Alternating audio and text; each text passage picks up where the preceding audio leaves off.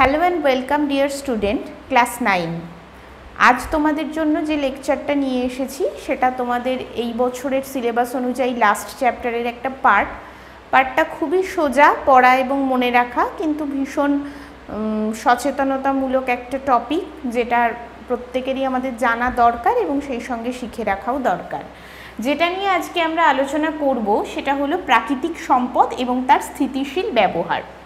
তাহলে আগে আমরা দেখে নিই প্রাকৃতিক সম্পদ কয় প্রকার এবং কি কি। মূলত তিনটে ভাগে আমরা ভাগ করি। প্রথম যেটা বলছে নবীকরণযোগ্য প্রাকৃতিক সম্পদ, এটা অর্থাৎ যে ধরনের প্রাকৃতিক সম্পদ আমরা ব্যবহার করে আবার পুনঃস্থাপন করতে পারি, যেমন নদী, জল, মাটি, বন, উদ্ভিদ, প্রাণী, এগুলোকে আমরা নবীকরণযোগ্য প্রাকৃতিক সম্পদ বলছি। নেক্সট দেখো আছে পুনঃস্থাপন অযোগ্য প্রাকৃতিক সম্পদ। এটা কি? যে ধরনের সম্পদ আমরা ক্রমাগত ব্যবহার করছি বলে তারা ফুরিয়ে আসছে, তারা পুনঃস্থাপন অযোগ্য, যেমন বিভিন্ন খনিজ পদার্থ অর্থাৎ কয়লা, পেট্রোলিয়াম ইত্যাদি। আর লাস্ট যেটা বলছে অপরিবর্তনীয় প্রাকৃতিক সম্পদ, এটা হচ্ছে যে এমন কিছু প্রাকৃতিক সম্পদ আছে যেগুলোকে মানুষ ব্যবহার করে না, সুতরাং তাদের কোনো পরিবর্তনও হয় না, যেমন নৈসর্গিক দৃশ্য, সমুদ্র, মহাসমুদ্র, এগুলো এই পর্যায়ের মধ্যে পড়ে। তো আজকে তোমাদের সিলেবাস অনুযায়ী বন এবং জল এই দুটো প্রাকৃতিক সম্পদের বিষয়বস্তু নিয়ে আমরা বিস্তারিত আলোচনা করব। বনভূমি তো আমাদের খুব গুরুত্বপূর্ণ একটা প্রাকৃতিক সম্পদ, তোমরা জানো। তা বনভূমির মধ্যে আমরা কি কি দেখব?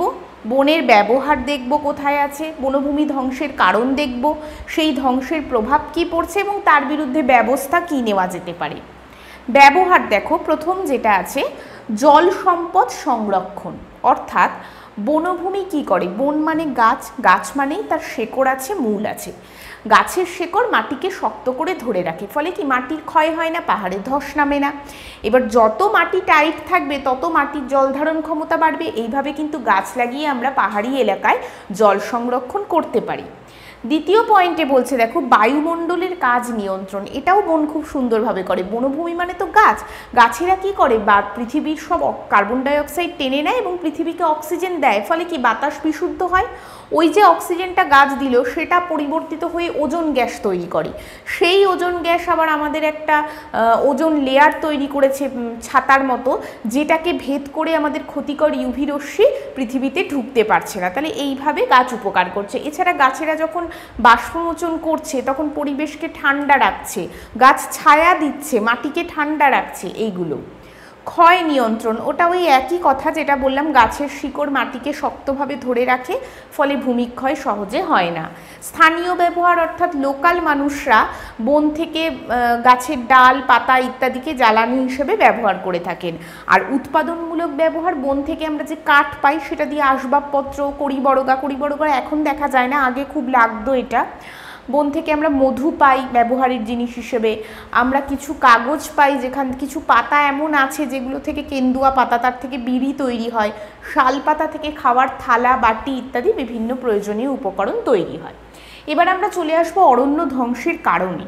প্রথম কারণ দেখো কৃষিকাজ। এখন মানুষের জনসংখ্যা এত বাড়ছে যে খাবারের চাহিদা বাড়ছে, তাই জন্য বেশি করে বনভূমি ধ্বংস করে সেখানে কৃষির জমি তুলে স্থাপন করা হচ্ছে।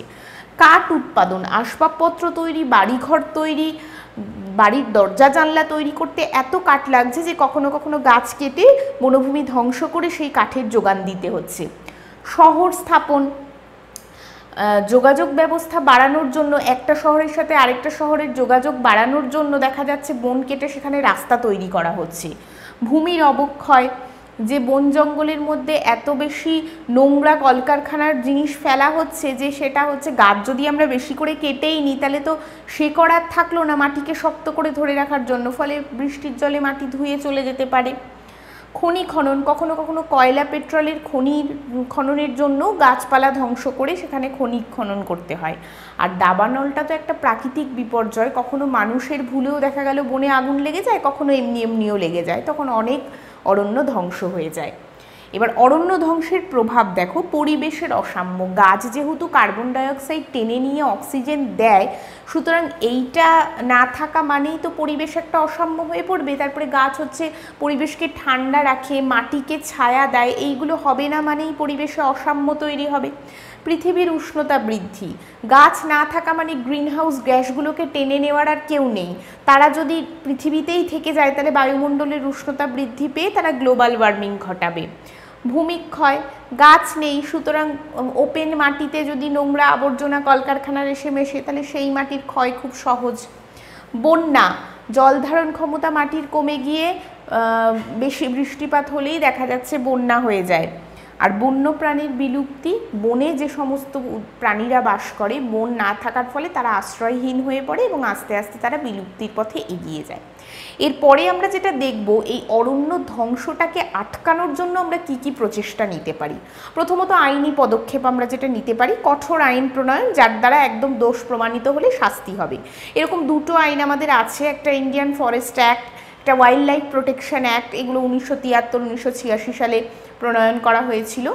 তারপরে কি করা যেতে পারে, বনে সবসময় বনকর্মীদের পাহারায় রেখে যাতে সতর্কভাবে থাকা কেউ বন জঙ্গলের কোনো ক্ষতি করছে কিনা। আর কি হতে পারে, কোনো প্রয়োজনে যদি গাছ আমাদের কাটতেও হয় তাহলে ঠিক তার পরিপূরক আরেকটা গাছ আমাদেরকে লাগানোর ব্যবস্থা করতে হবে, অর্থাৎ বৃক্ষরোপণটাকে খুব বেশি করে করতে হবে। আর জনসচেতনতা সর্বোপরি মানুষের মধ্যে যদি বোধ আনতে আমরা না পারি যে কেন গাছ কাটবো না, কেন গাছকে বাঁচাবো, বা যদিও খুব প্রয়োজনে গাছ কাটতে হয় তাহলে যে একটা গাছ কাটলে তার জায়গায় সেই গাছেরই 10টা চারা লাগাবো, এই জনসচেতনতাটা আনা খুব দরকার। তার জন্য যেভাবে ক্যাম্পেনিং করে সচেতনতা বাড়ানো যায় সরকারি বা বেসরকারি উদ্যোগে সেগুলো করতে হবে। পরবর্তী আমরা যে সম্পদটার কথা নিয়ে আজকে আমরা আলোচনা করব সেটা হলো জল। জল তো ভীষণ গুরুত্বপূর্ণ একটা সম্পদ। জলের ব্যবহার মূলত হচ্ছে পানীয় জল। জল আমাদের পান করার কাজে লাগে। জলের অপর নামই জীবন, কারণ জল ছাড়া আমরা বাঁচতে পারি না। তো এই পানীয় জল আমরা পাই কোথা থেকে? নদী, হ্রদ, মিষ্টি যে জলগুলো হিমবাহর ওপরের অংশ থেকে পাই, বৃষ্টির জল থেকে পাই। কৃষিকাজ করতে গেলে তো সেচের কাজে প্রচুর জল লাগে। শিল্প, কিছু কিছু শিল্প যেমন পাট শিল্প, রং শিল্প, চর্মশিল্প, এগুলোতে প্রচুর জল লাগে। আর গৃহস্থলীর দৈনন্দিন কাজ বলতে রান্না করা, কাপড় কাচা, বাসন মাজা, স্নান করা, এগুলোতেও প্রচুর জল লাগে। এবার আসি জলের অতি ব্যবহারের কথা। কয়েক বছর আগেও আর্সেনিক দূষণ বলে কোনো কথা কিন্তু আমরা সেভাবে শুনতাম না, কিন্তু ইদানিং লক্ষ্য করে দেখবে খবরের কাগজ খুললেই বা টিভির চ্যানেল খুললেই আমরা আর্সেনিক দূষণের কথাটা ভীষণভাবে আমাদের নজর কাড়ে। সেটা কি জিনিস? এই আর্সেনিক দূষণ হচ্ছে বিশেষ করে পশ্চিমবঙ্গের 8টা জেলা। কোন কোন জেলা? উত্তর 24 পরগনা, দক্ষিণ 24 পরগনা, নদিয়া, হুগলি, বর্ধমান, মুর্শিদাবাদ, মালদা, এই রকম কয়েকটা জেলাতে এখন ভীষণভাবে আর্সেনিক দূষণ দেখা যাচ্ছে। সেটা কি না, এই দূষিত আর্সেনিক মিশ্রিত জল ব্যবহারের ফলে মানুষের হাতে এবং পায়ে কিছু কালো কালো পচনের মতো ছোপ পড়ছে, যেটাকে বলা হচ্ছে black foot disease. Very important এটা। এবার এই দূষণ হচ্ছে কিভাবে হচ্ছে দেখো। এটার জন্য মানুষই দায়ী। বোরো ধান চাষের জন্য বিশেষ করে শস্যক্ষেত্রে একটা টাইমে শ্যালো পাম্প আর ডিপ টিউবওয়েল বসিয়ে এত জল মানুষ তুলেছে যে দেখা যাচ্ছে মাটির নিচে যে জলের স্তরটা সেটা ফাঁকা হতে হতে আর্সেনিক পাইরাইটিস বলে যে যৌগটা রয়েছে মাটির, আর্সেনিক তো এমনিতেই থাকে নর্মালি, সেই লেয়ারটা ওপেন হয়ে গেছে, ফলে সে অক্সিজেনের সরাসরি সংস্পর্শে চলে আসছে, যার ফলে কতগুলো আর্সেনেট যৌগ তৈরি হচ্ছে। যে আর্সেনেট যৌগ নলকূপের মাধ্যমে জলের সঙ্গে উঠে আসছে, যে জল আমরা ব্যবহার করছি, এবং সেটাই আমাদের ব্ল্যাক ফুট ডিজিজ বা ওই জাতীয় দূষণ ঘটাচ্ছে। জলে আর্সেনিকের সহনশীলতার মাত্রা 0.5 mg/লিটার।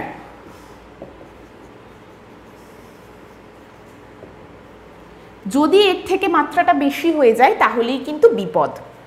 তো এ তো গেল আর্সেনিক, জলের অতি ব্যবহার। এছাড়াও এই আর্সেনিকের কথা বাদ দিয়েও যদি অতি ব্যবহার করি, রাস্তাঘাটে দেখবে কর্পোরেশনের জল খোলা পড়েই আছে, হয়তো কলের মাথাটা ভেঙে গেছে, বা সচেতনভাবে কেউ ব্যবহার করে বন্ধ না করে অসচেতনতার মতো কাজ করে চলে গেছে।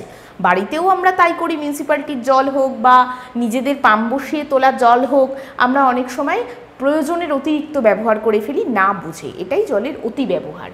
এরপরে জলের সংকট। এবার অতি ব্যবহার যদি হয় তার ফলাফল হিসেবে তো জলের সংকট আসবেই।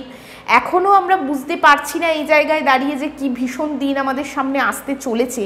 অলরেডি ভারতবর্ষের আসামের মতো রাজ্যের গৌহাটি জলের সংকট ফেস করছে। সাউথের দিকের কিছু রাজ্য তারা জলের এত তীব্র সংকটে ভুগছে যে 1 লিটার জলের দাম সেখানে 400 টাকা, যেটা আমরা ভাবতেই পারি না। আমরা যদি এখনও সংযত না হই তাহলে কিন্তু আমরাও ভবিষ্যতে এইরকম দিন দেখব, সেই দিন আর বেশি দূরে নেই। তাহলে এর থেকে বাঁচার জন্য আমরা কি করতে পারি? যা জল খরচ হয়ে গেছে সেটা তো হয়ে গেছে, সেটা আর কিছু করার নেই, কিন্তু যেটুকু এখন আমরা করতে পারি সেটা হলো বৃষ্টির জল সংরক্ষণ। এটাই একমাত্র আমাদের এখন বাঁচাতে পারে।